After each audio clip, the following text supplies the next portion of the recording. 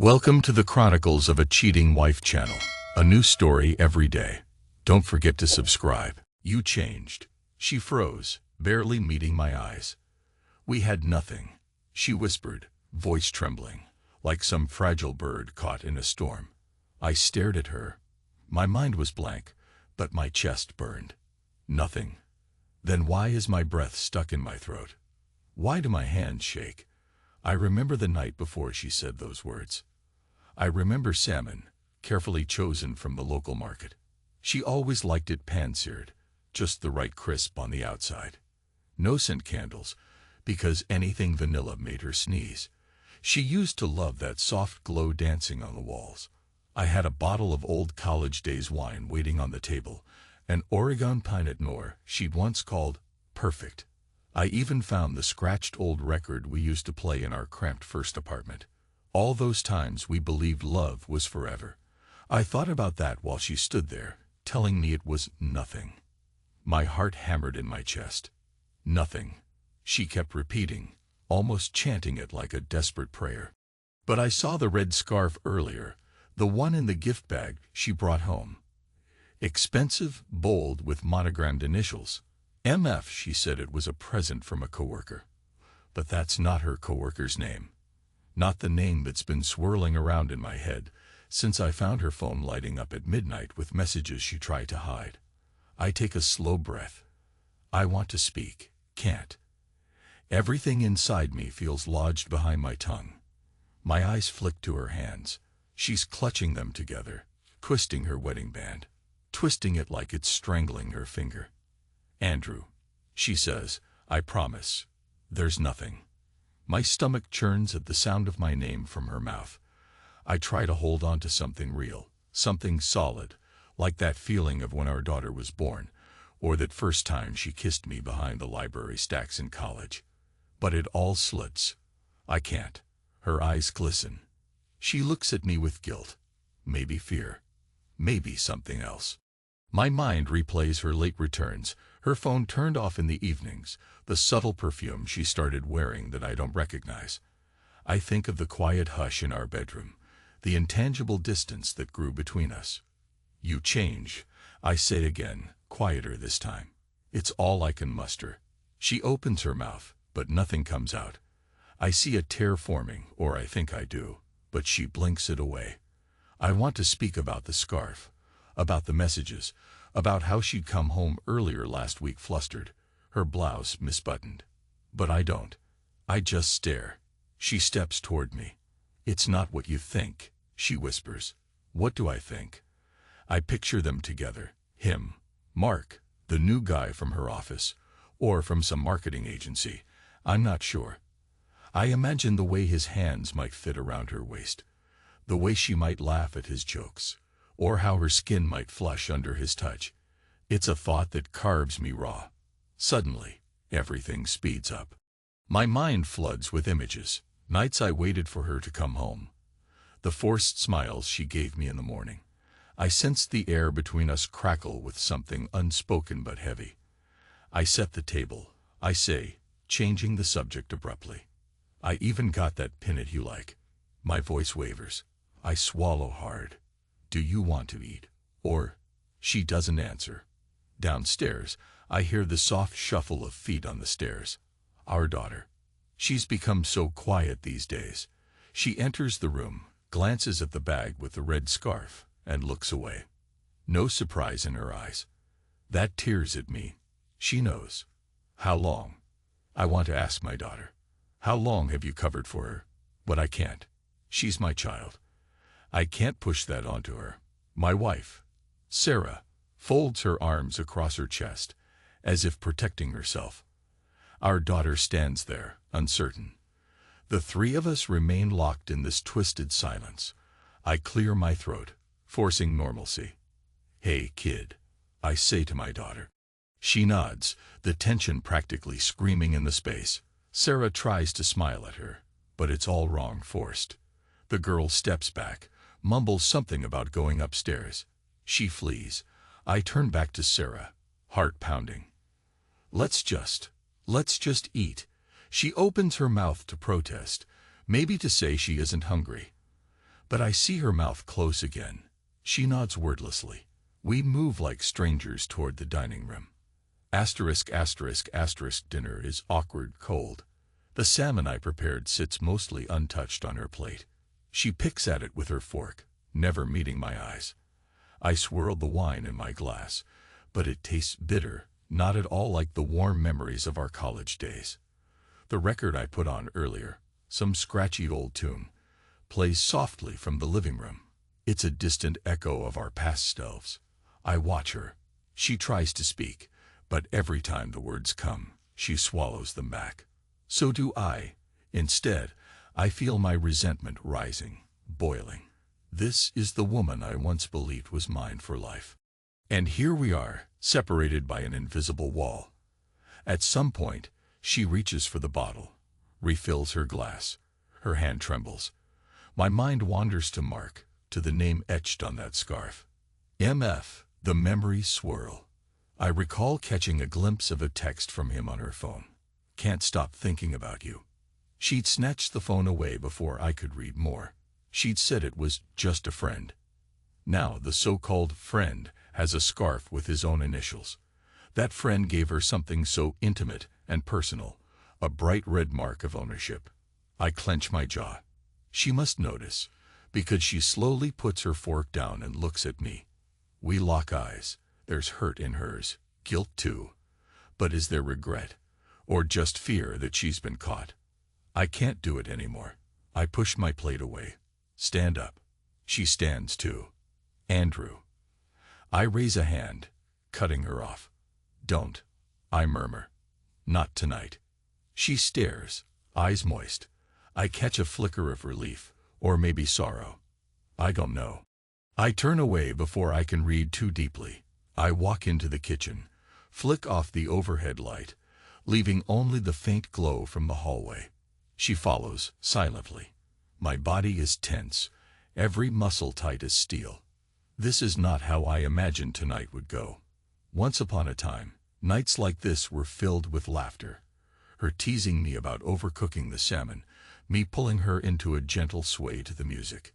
We'd dance clumsily by the stove. That was ours.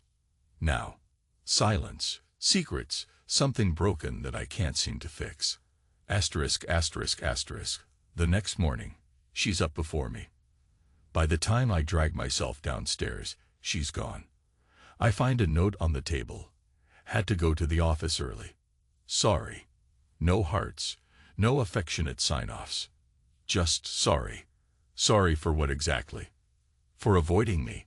For the lies? Or for tearing down the home we built together? I crumple the note, toss it. My daughter's still sleeping, so I slip out for a drive. My mind is a riot of thoughts. I aim my car toward nowhere, letting the city blur around me. Eventually, I end up in a coffee shop that used to be our Saturday morning ritual place. Sarah loved their muffins. My chest tightens at the memory. I grab a seat near the window, coffee in hand, though it tastes like ash. My phone buzzes. A text from Kelvin. Of all people, Kelvin is the last guy I expected to hear from. We went to college together. He was part of that group that hovered on the outskirts of my circle. Back then, he had a falling out with Mark F. That same Mark, which escalated into a campus brawl. Mark ended up with a black eye, Kelvin with a bruised ego. I never really dug deep into their drama. But apparently, time doesn't mend all wounds. Kelvin's message is simple. We need to talk. My stomach flips. I recall Sarah mentioning she saw Kelvin at some college reunion. Or was it a charity event? I can't keep track. But it's strange he's reaching out now. I text him back. What's up? Seconds later, my phone buzzes. Not by text. Meet me. Anywhere quiet. I exhale. My reflection in the coffee shop window looks haunted. My beard stubble is heavier than usual. My eyes ringed with exhaustion. Fine. I text him the address of a small park near the river. Half an hour later, I find him sitting on a bench, hunched forward, tapping his foot. He sees me, stands. He's older now, like all of us, but still has that restless energy. We exchange a stiff handshake. Long time, I say, forcing a casual tone. Yeah, he says, eyes flicking around. Look, I heard things. About Mark. And about Sarah. My gut tightens. Go on. He exhales, glances at the river. I've known Mark since college. He's always had that predatory streak. The man thrives on conquest, women, deals, you name it. Kelvin's eyes dart to me. I'm not telling you gossip. I'm telling you because I know how he works, and I know what it feels like to be humiliated by him. My lips press into a thin line. So you're here to warn me. I'm here to say that if you want to do something about it, if you need leverage, I have some leads. I stare at him, heart pounding. Leverage. Kelvin shrugs. He's a man with secrets. Big marketing guy, big ego, steps on a lot of toes. If you want him to pay for messing with your marriage, you might want to know where to push. My first instinct is revulsion at the idea, using dirty tactics. That's not me. But then I think about how this Mark is stepping into my life. My wife. He's already invaded my home in a way. Maybe there's a part of me that wants to see him bleed. I swallow hard, not giving Kelvin a direct answer. How do you know about Sarah? Kelvin's eyes flicker. Saw them. Last week. At a bar near my office. He rubs his neck. They weren't exactly hiding. The way he touched her, the way she looked at him. I'm sorry, man. I press my lips together to keep from shouting. My mouth tastes bitter. I see a vivid image. Sarah leaning into Mark, his hand on the small of her back, that intimate touch I once believed was mine alone. Why are you telling me this? I finally manage. Kelvin sighs. Because I hate him. And I don't think you deserve to be blindsided. Look, if you want to talk or do something about it, you know how to reach me. I say nothing. The hush of the park feels oppressive. I can't even properly voice my rage or heartbreak. Kelvin stands awkwardly, gives me a nod, and walks away. That evening. I'm back in the house, a silent statue. Sarah arrives late. She has that same strange look in her eyes, a forced smile. She's carrying a small bag, something with a fancy label. My pulse spikes. I think of that red scarf. She sets the bag on the counter, sees me, tries to speak. Long day at the office, I ask, my voice steady. Yes, we had a meeting that ran over, she says. A half-truth, maybe. My gaze flicks to her clothes, to her hair slightly tousled. She smells faintly of expensive cologne that isn't hers, or mine. Aha, I say, flipping through the mail. You missed dinner. She nods, guilt flickering across her face. I know I'm sorry. I keep my voice controlled, but inside, something cracks. I throw the mail aside, abruptly. She flinches at the noise. Andrew, please don't. I look at her, forcing a calmer tone. Are you hungry? I can reheat something. She shakes her head. No, I'm good. I want to shout, to accuse, to hold up the evidence of her betrayal. But I only say, okay, and walk away. Days pass in a blur. She tries to maintain normalcy, or some version of it. I see her texting late at night, phone angled away from me. I hear her voice on calls, hushed, in the other room. Then she emerges with some excuse. Work call, or mom wanted to chat. One afternoon, I decide to see for myself. She thinks I'm at the office, but I slip out early, drive to the address of that marketing agency Mark works for. The building is sleek, glass windows reflecting the city sky. My heart pounds as I park across the street, watch from behind tinted windows. Time crawls. People come and go, suits and ties, pencil skirts, coats. Then I see her. Sarah steps onto the sidewalk beside Mark. He's in a sharp navy suit, hairstyled immaculately. He says something. She laughs softly, lifts a hand to his chest. That familiar, intimate gesture. My stomach lurches. Then, abruptly, he leans in. He touches her waist, pulls her closer, his hand sliding around her hip. She doesn't resist. My breath catches. My heart is in my throat, beating so hard I can feel it in my ears. My vision pulses. They linger like that for a moment. I see the shape of her lips as she speaks.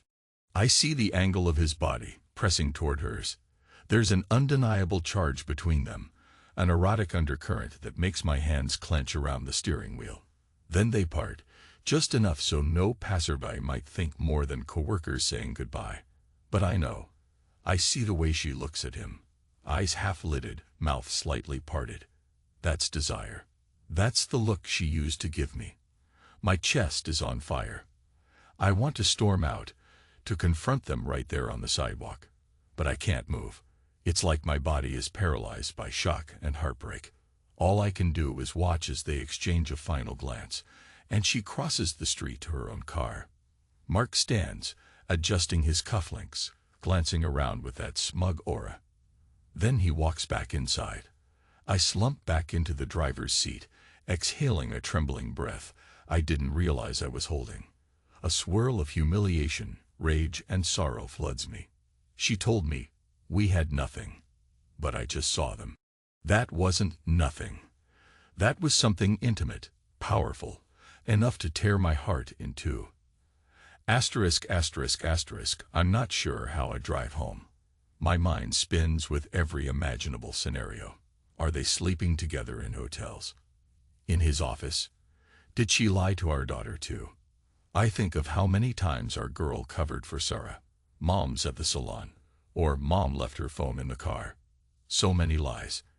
And me, the fool, wanting to believe everything was fine. When I get home, the house is quiet. My daughter is in her room, music drifting under the door. I head to the kitchen, see the marinade I left earlier for dinner. Suddenly, the routine of cooking disgusts me. I dump it all in the sink. I pace the living room like a caged animal. The record player sits there, mocking me with old memories. The couch where we once cuddled. The photo frames on the mantel, capturing moments of happiness that feel false now. Eventually, Sarah comes home. She sees me standing in the dim light. Her expression falters. I guess my face says it all. Andrew, she asks quietly, setting her keys down. I breathe, slow and controlled. I was near your office today. She stiffens. Why? I don't wait. I saw you, I say, voice hollow. With him. She doesn't deny it.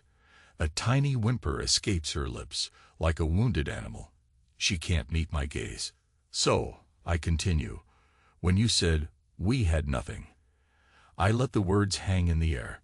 She opens her mouth, but I cut her off. Was that nothing I saw? His hands on you. Your smile. Your laugh. My voice trembles with anger. It's not. She starts, then stops, tears brimming in her eyes. I'm sorry. It got out of hand. I never meant. Never meant to what? I bark, voice rising.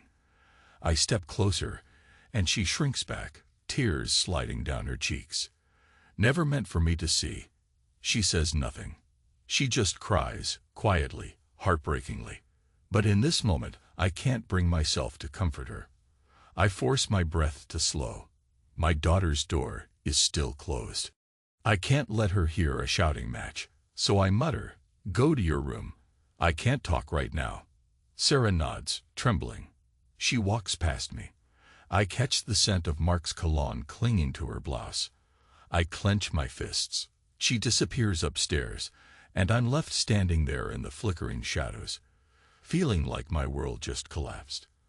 Asterisk, asterisk, asterisk. The days blur into a silent war. She tries to apologize, tries to explain. But each time she starts, I freeze her out. My daughter senses the tension, tries to bridge the gap, brings me tea when I'm reading, tries to chat with her mother as if everything's normal. But she's seen the scarf, heard the muffled arguments. She's not fooled. I retreat inside myself. I go to work, do the bare minimum, then come home, sink into the couch. I lose track of time. Emptiness saturates me. I recall that conversation with Kelvin. He told me I could get back at Mark, that Mark had skeletons in his closet. The notion of revenge stirs in me, though it feels foreign. I'm not a vengeful man, am I? But each time I picture them together, Sarah, the woman I cherished, sharing secrets and intimacy with him, my anger roars back. I message Kelvin. We meet in a dingy bar on a Sunday afternoon.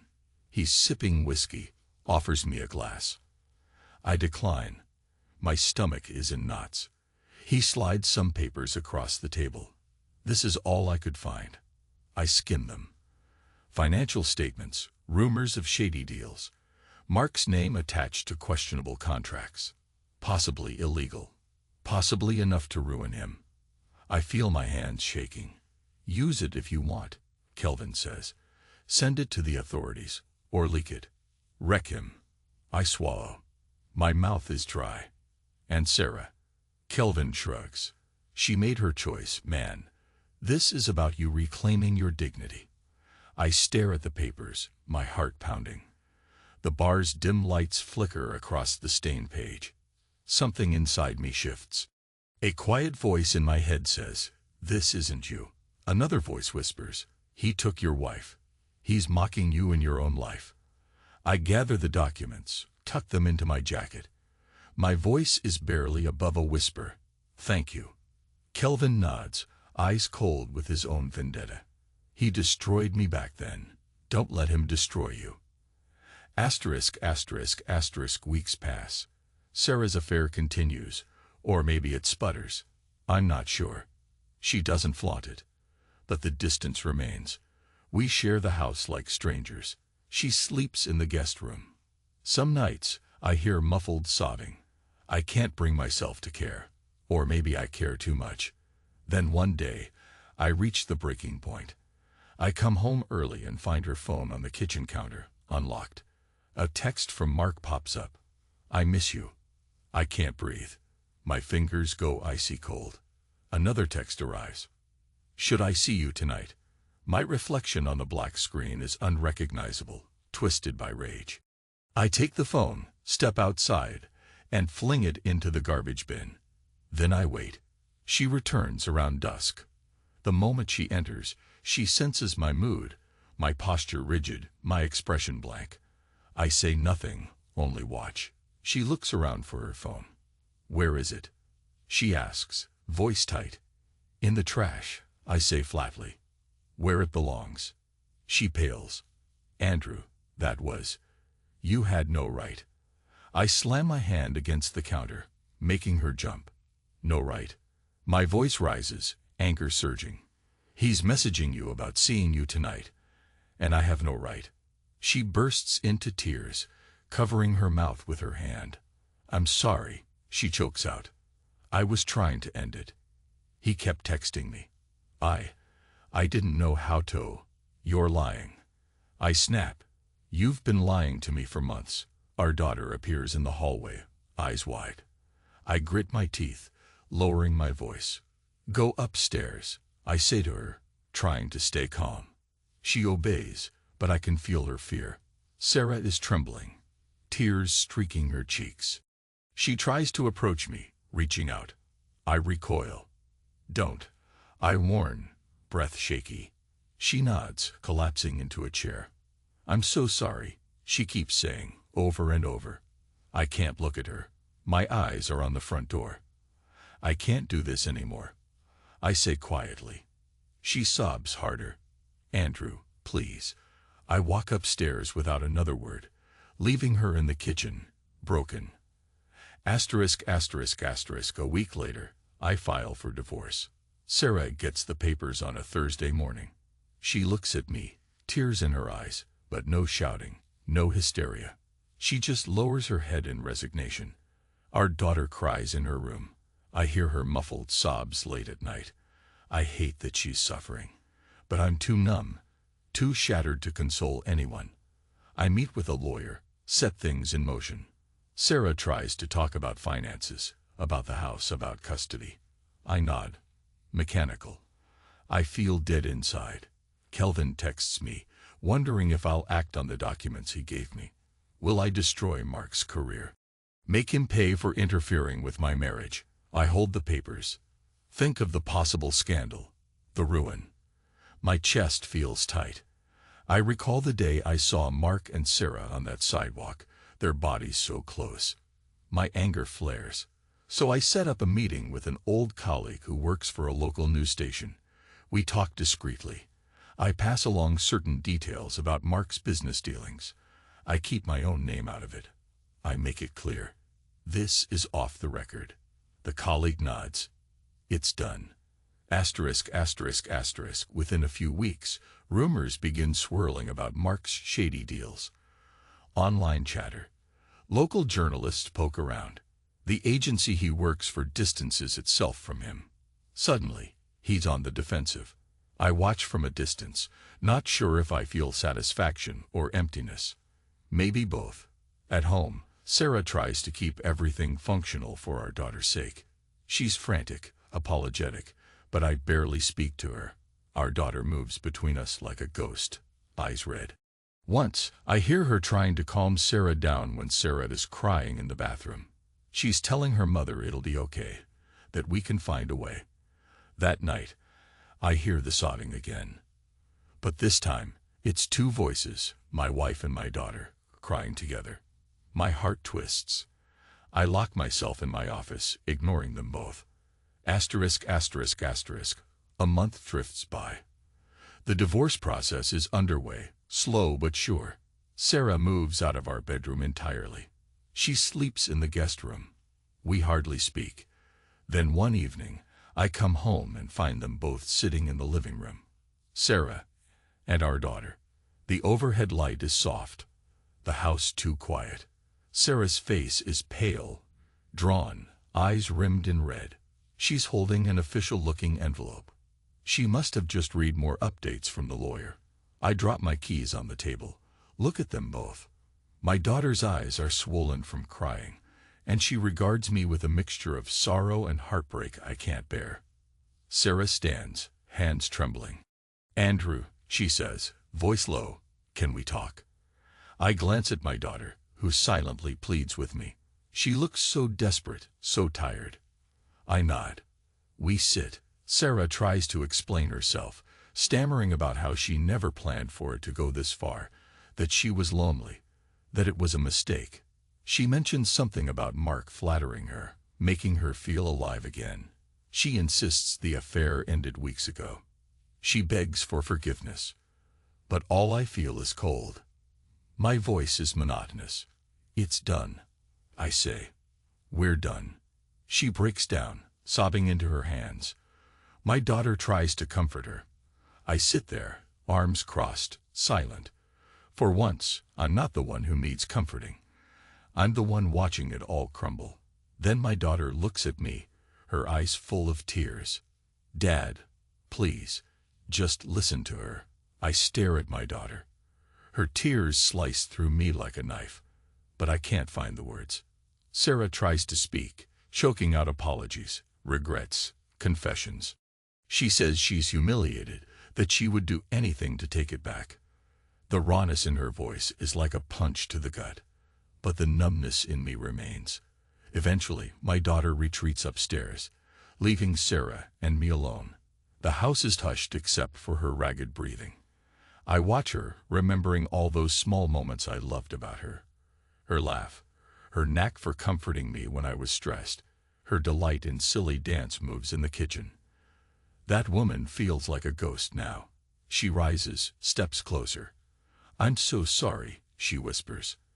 "I wish I could fix this." I stare at the floor. It's too late.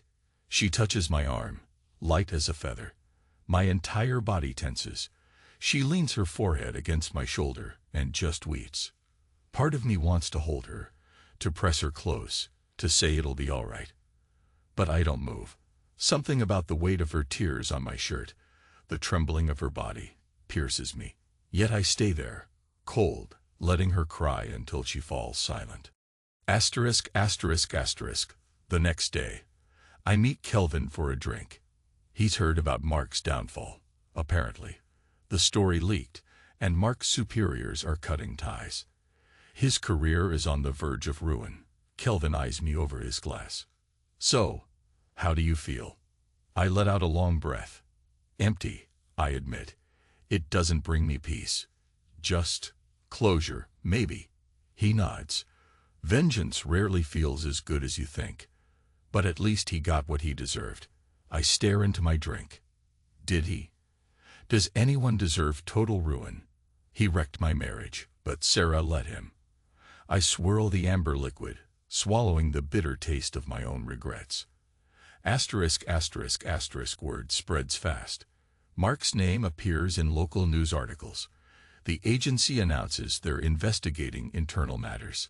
People speculate about his personal life, how he might have stepped on the wrong toes. In the midst of it, I imagine Sarah's phone going quiet. I imagine Mark frantically trying to salvage his reputation. One evening, I hear from a mutual acquaintance that Mark apparently tried to call Sarah, but she blocked him. He's desperate for someone to blame. He might suspect my hand in this. I don't care.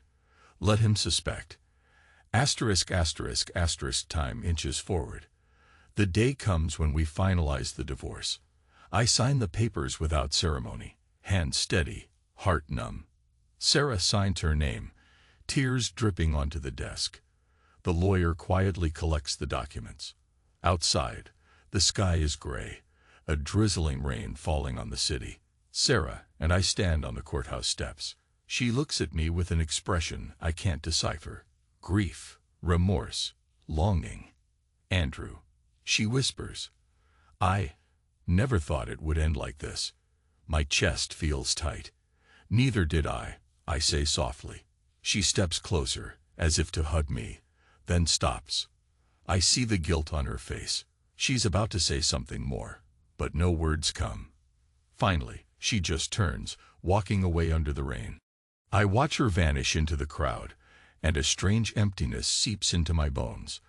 Asterisk, asterisk, asterisk, I go silent for a week.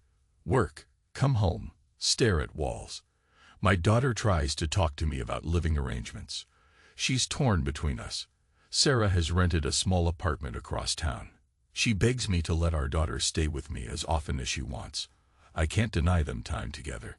So we figure out a schedule that feels mechanical and sad. At some point, I look around the house. It feels barren. I gather photos of us, put them in a box. The rain I wore so long, I slip off. My finger feels naked. Asterisk, asterisk, asterisk, one evening, a month after the divorce is official, Sarah calls me. She sounds shaky, says she needs to come over to talk about something important regarding our daughter. I agree reluctantly.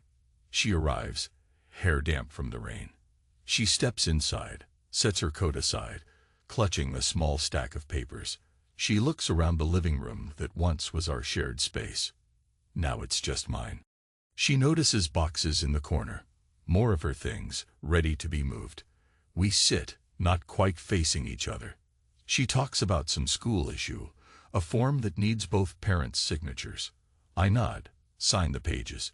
Then, unexpectedly, she breaks down again, apologizing all over. She confesses how lonely she's been since leaving, how she regrets every moment with Mark, how she wishes she could turn back time. I feel that same coldness wash over me. But behind it, there's a flicker of something else. Sadness, compassion, maybe. I can't help noticing how fragile she looks, how her eyes are rimmed with fatigue. She starts explaining, in disjointed sentences, how Mark was charming at first, how it started with harmless flirting at the office, how she felt validated for the first time in ages. She felt I'd grown distant, buried in my own worries, barely noticing her. It's not an excuse. She says that over and over.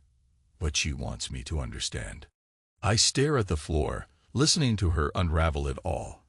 The slow slide into emotional intimacy, the first stolen kiss, the guilt, the nights she tried to end it but couldn't. And how, once it became physical, she was trapped in the lie, terrified of losing everything. My heart pounds with each revelation. She's describing betrayal, yes, but she's also describing a slow decay of our marriage that I never acknowledge.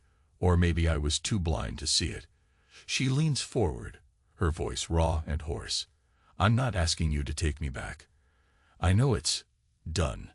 I just need you to know that I never stopped loving you in my own twisted way. I feel tears prick at my eyes. I clench my jaw. After a long silence, I manage. You broke us. She nods, tears on her cheeks. I know. I lower my head. I don't know what to do with that. She reaches out, not touching me, but close. Maybe, just let it go, she says softly, so we can both breathe again. We remain like that in silence. Eventually, she gathers her papers, stands. My chest feels too tight to speak. I follow her to the door. There, she turns to me, searching my eyes. I don't know what she's looking for. Absolution. Maybe a spark of the man she once married. But I'm just emptiness and battered pride. I manage a nod. Silent. She bites her lip, then steps out into the night, and I close the door behind her. After she's gone, I lean against the door, exhaling. Something about the conversation feels like a final purge, a confession that needed to happen. Maybe in some corner of my chest, I feel the first stirrings of acceptance. Weeks later, I find myself driving aimlessly again. I stop by that same coffee shop, order the same coffee. This time, it doesn't taste like ash. It's just coffee, hot, a bit comforting. I realize I haven't thought about Mark in days. I don't know if his life is still in shambles, or if he's wormed his way out of trouble. I don't care. My revenge is done. I sip my coffee, gaze out the window at the passersby. I feel an ache deep inside. Loss, regret, but also a sense that I'm waking up from a nightmare. I check my phone. A message from my daughter. Hey Dad, you okay? I type back. I'm fine, kid. Need anything? She responds with a simple, I'm good. Love you. My throat tightens. Love you. It's not the romantic love that collapsed, but it's a love that remains strong. I realize I haven't lost everything. That thought grounds me. Time passes. The day for the official property settlement arrives. Sarah comes by the house with the real estate agent. They walk through the rooms, discussing numbers. I stand aside, letting them do their work. My daughter is at school. I'm alone with Sarah and the agent. At one point, Sarah glances at me, eyes sad. She thanks me for cooperating. I shrug. Better to just get it done. The agent steps outside to make a call, leaving us alone in the living room, our living room, once upon a time. Sarah looks around, remembering the life we shared. She runs her fingers over the mantel where old photos used to sit. She inhales shakily. I still can't believe this is happening, she murmurs. I rub my palms together, unsure what to say. Me neither, I admit. She closes her eyes. I wish. Well, it doesn't matter what I wish. We stand there in that empty space, the air thick with memories. I recall birthdays, laughter, the time we painted the walls and ended up spattering each other with paint, how she squealed and I chased her around the house. For a moment, warmth seeps into me. Then reality sets in. We lost that. After the paperwork is done, after she leaves with the agent, I sit in the living room alone. The place feels hollow. But a flicker of relief passes through me. This step is necessary to move on. I think about the conversation she and I had weeks ago, about letting it go. Maybe I'm ready. Maybe I can finally drop the weight of her betrayal.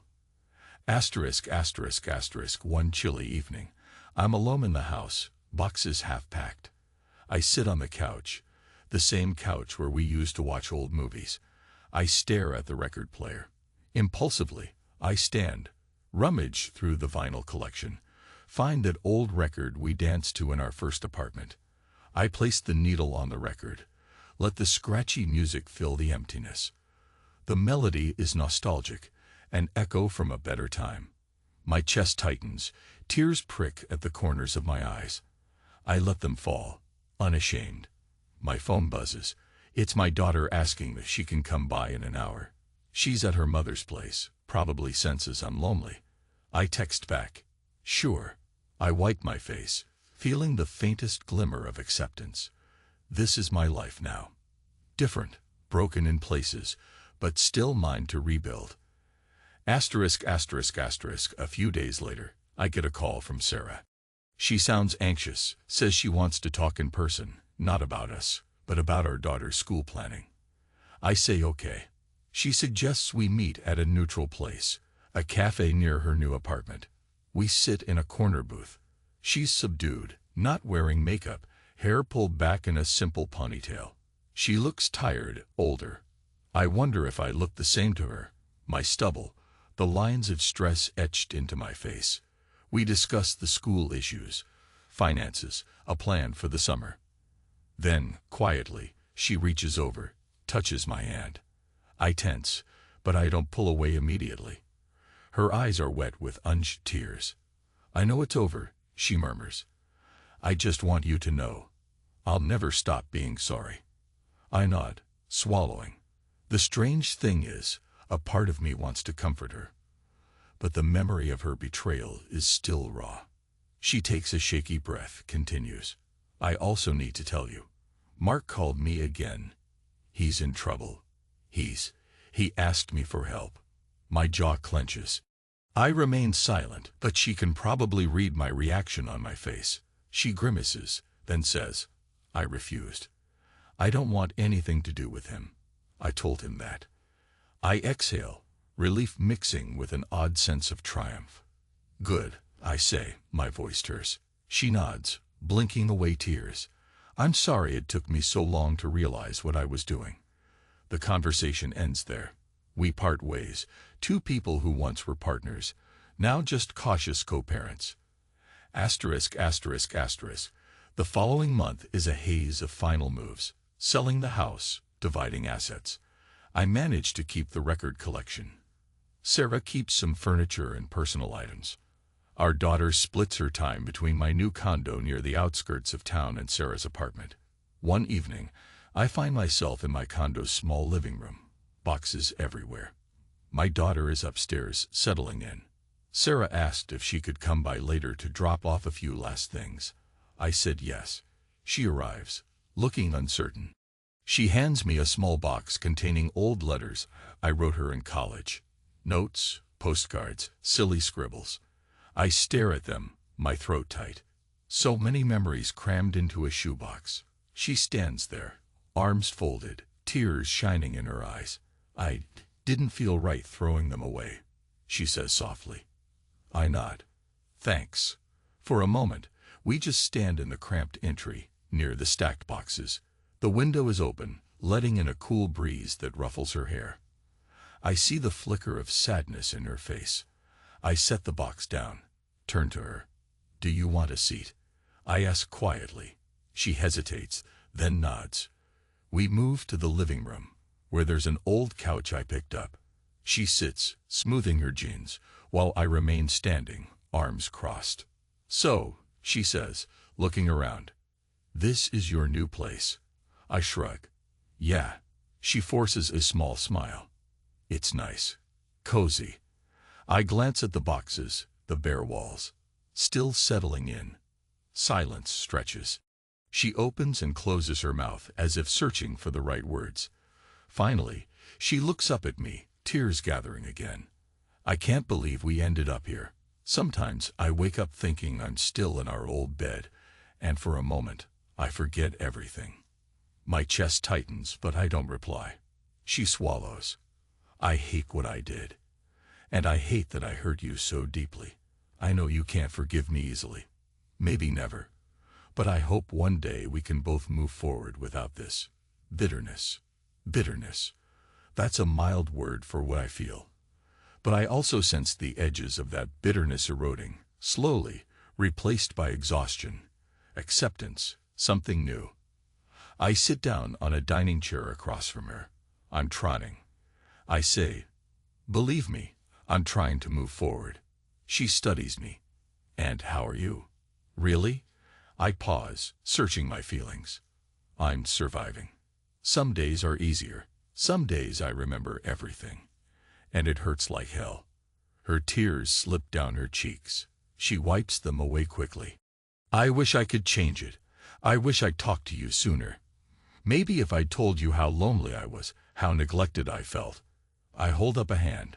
Please, don't. We can't rewrite the past.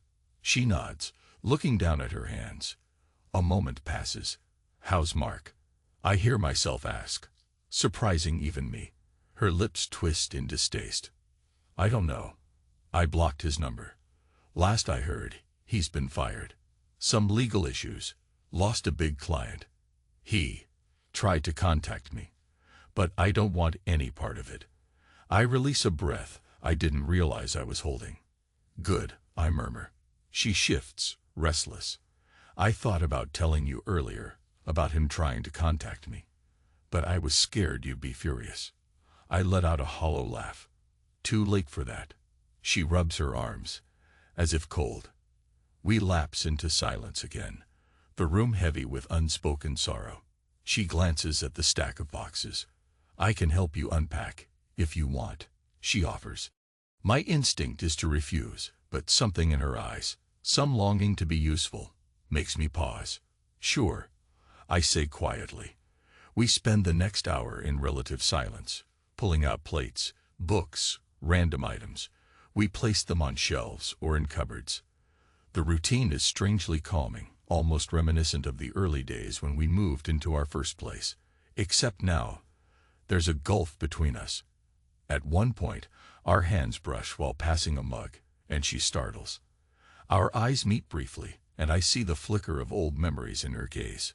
A yearning, maybe. I turn away, heart pounding. Eventually, we finish enough to clear some space. She checks the time, stands. I should go, she says softly. I walk her to the door. She turns, as if about to say goodbye, then hesitates. Andrew, thank you for letting me help. I nod, not trusting my voice. She starts to leave, then suddenly steps back, her eyes brimming with tears. She reaches up, places a trembling hand on my cheek. I'm so sorry, she breathes, voice cracking. I feel my throat constrict, but I can't find words. Slowly, gently, I lift her hand from my cheek and lower it. She closes her eyes, tears slipping down. Then she walks out into the night, leaving me standing there with the half-packed boxes, the quiet hum of the fridge in the background, my emotions whirling. Asterisk, asterisk, asterisk, time drips by in small increments. The season shifts, the days grow shorter. I settle into a routine. Wake early, go for a jog, work, then come home to my condo. My daughter visits on scheduled days. The emptiness of the divorce seeps into me, but so does a certain sense of relief. One evening, I invite my daughter to watch an old movie with me, some black and white classic I used to love. She sits on the couch, close to me. Halfway through, she looks at me with quiet concern. Dad, do you still hate her? My breath catches. I pause the movie. I don't hate her, I say slowly. I'm just hurt, angry, maybe, but not hate. She nods, sniffling. She's messed up, Dad. She cries a lot. She says she wishes she could fix it. I stare at the screen, the frozen image of the movie. Some things can't be fixed, I say softly. My daughter leans her head on my shoulder. We sit that way in silence for a while. Then I unpause the movie. Neither of us really pays attention to the plot, but the noise is comforting. Asterisk, asterisk, asterisk, I start sleeping better at night. The nightmares of them together fade into a dull ache. Work picks up. I immerse myself, taking on new assignments. I write more passionately than before, focusing on human interest stories. My editor praises the raw emotion in my pieces, yet in the quiet moments, the memories return. The night I discovered the affair, the look on Sarah's face when she saw me, the image of Mark's hand on her waist. I feel a pang, but also acceptance. This is my story now. Asterisk, asterisk, asterisk, weeks later. Sarah texts me. I need to drop off some mail I accidentally got. Mind if I come over? My chest tightens. I type back. Okay.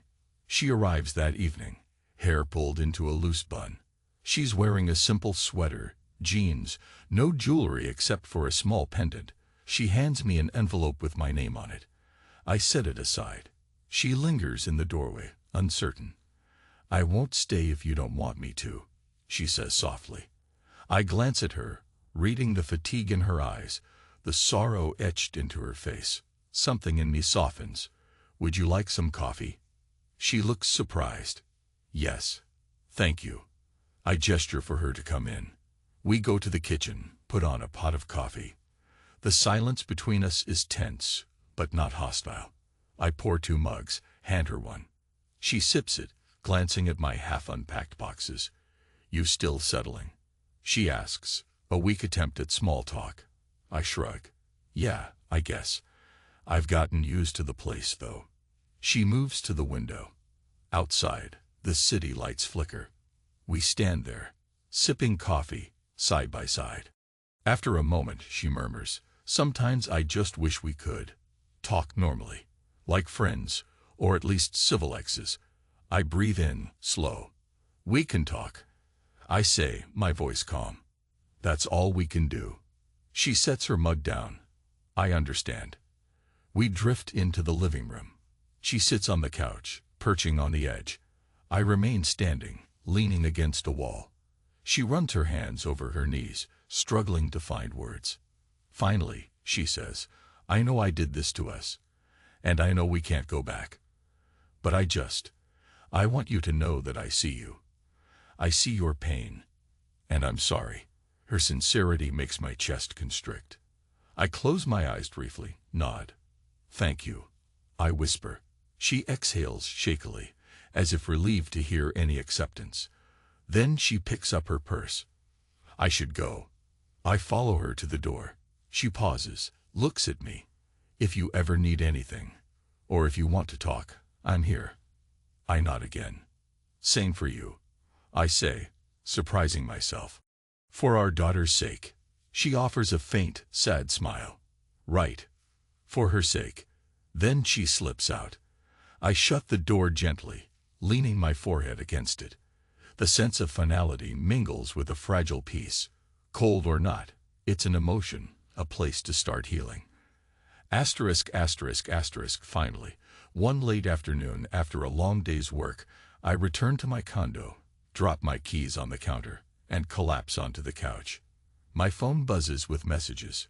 Friends checking in, a coworker asking about an article, and one from my daughter letting me know she made it safely to her mom's. I smile at her message, tap a reply. Then I sink back, letting my eyes close. I recall how it felt to be numb, to want revenge, to watch Mark's downfall. I recall how I felt seeing Sarah reduced to tears, regret etched on her face. The memory stings, but it's not as sharp as before. After a few minutes I rise, rummage through a box for a stack of blank paper. I sit at the small desk, pen in hand, and start writing. My own story, maybe, or just words that I need to spill out. Something about letting it out on paper feels like letting go of poison. Time passes in the hush of the condo. The sunlight fades, replaced by streetlights outside. I keep writing, pen scratching across the page. My thoughts race from anger to sadness, from memories of our happy years to the bitter taste of betrayal. My chest feels heavy, but also lighter with each word I set down. Eventually, I pause, hand cramping. I glance at the clock. Hours have passed. Outside, the city is dark. I look at the pages covered in messy scrawl, my unfiltered confessions. A deep sigh escapes me. I stand, stretch. My mind drifts to Sarah's last words. If you ever need anything, or if you want to talk, I'm here. There was a time I would have laughed at that. But now, I just feel a quiet acceptance. I walk to the window, watch the headlights on the road. People going home, to their families, their lovers. For me, that world changed. But I'm still here, breathing. Still me, still capable of finding a new path. Then I hear the buzz of my phone. A message from my daughter again. "Good night, Dad. Love you." I text back. "Love you too, kiddo." In that moment, I feel the faint trace of the smile. There's still love in my life. And maybe in time, the coldness will thaw. Maybe I'll find a way to be okay. I set my phone aside, letting the silence fill the room like a gentle blanket. No more swirling chaos, no more illusions. Just me, the quiet hum of the city, and the knowledge that I've stepped through the worst of it. I flick off the lights, stand there in the darkness. For the first time in a long while, I exhale without feeling that crushing weight on my chest. The final wave of tension leaves my body, replaced by something akin to calm. I think to myself, it's over. Then I let go.